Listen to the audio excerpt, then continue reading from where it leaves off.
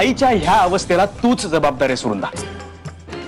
बाबांच्या कानाशी भुणभुण करत होतीस, आईला आत पाठवलंस आणि माझ्या इथे येऊन सांत्वन करतेस माझं कशाला?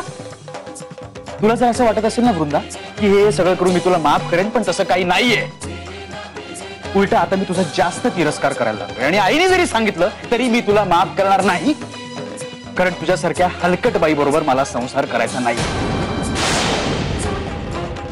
प्रसाद प्रसाद प्लीज एकदा शांतपणे माझं ऐकून घे ना प्लीज. मला तुझं काही ऐकायचं नाहीये वृंदा, आणि तुझं थोबाडी बघायचं नाहीये मला. वाजला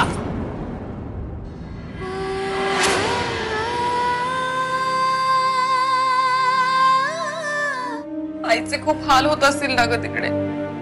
काही करून आपण तिला सोडून आणायला हवं. हे सगळं ना त्या वृंदामुळे झालं. तिनेच बाबांना जाऊन काय काय सांगितलं आईबद्दल. सोडणार नाही ती. प्रसादाला सुद्धा नकोय ती बायको म्हणून, तरी पण इथेच चिकटून बसली. आणि वरनं हरीशला घरी बोलवून त्याच्याबरोबर सुद्धा मजा मारायची होती हिला. त्याच्या सगळ्या चुका लपवल्या आणि बिचारे आईला जेलमध्ये पाठवलं. आईला फाशी नाही ना होणार ग. फाशी कशी देतील?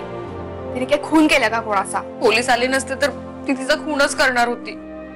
ती म्हणतही होती मारताना की भले फाशीवर जाईल पण हिला सोडणार नाही. अगं रागाच्या भरात बोलली ती असं. पण आता मला खरंच वाटतंय जीवच घ्यावा त्या वृंदाचा.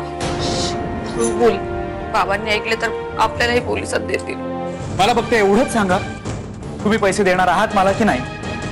तू कितीही वेगवेगळ्या पद्धतीने प्रश्न विचार, माझं उत्तर एकच आहे, नाही.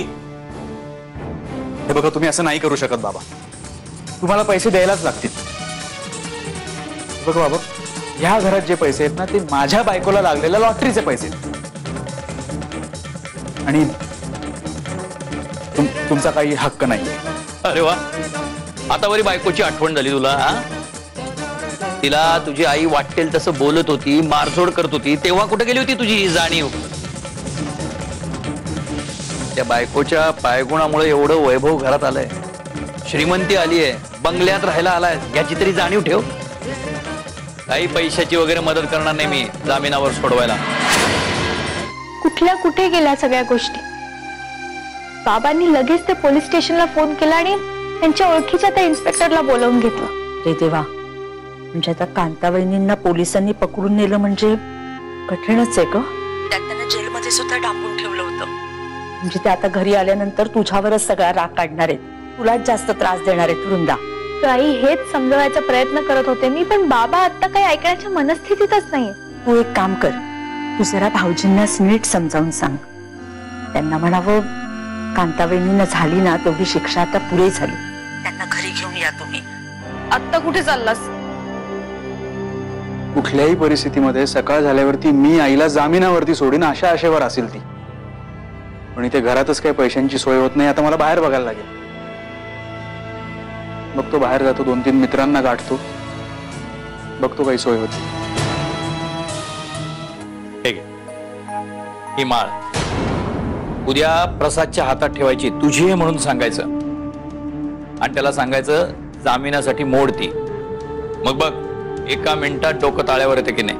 तू एक गोष्ट करायची, प्रसादला असं सांगायचं की तू तिला जामिनावरून सोडून आणण्यासाठी मदत केली आहेस, हे कांताला कळता कामा नये असं त्याला सांगायचं. पण बाबा हे असं सारखं खोटं बोलणं, कटकारस्थान करणं हे मनाला पटत नाही हो. मला अजिबात आवडत नाही आहे. पण हे जर आपण केलं नाही तर तुझे आणि प्रसादचे संबंध कधीही पूर्वीसारखे चांगले होणार नाहीत. म्हणून आपल्याला हे करायचंय. अगं व्हिडिओच कर तू. बाबा तुम्ही आहात म्हणून माझा संसार टिकून राहण्याची निदान आशा तरी हो मला. नाही तर माझं काय झालं असतं काय माहित. बघ, सगळं नीट होईल. मी आहे ना, मी सांगीन तसं वाग, फक्त सगळं छान होईल.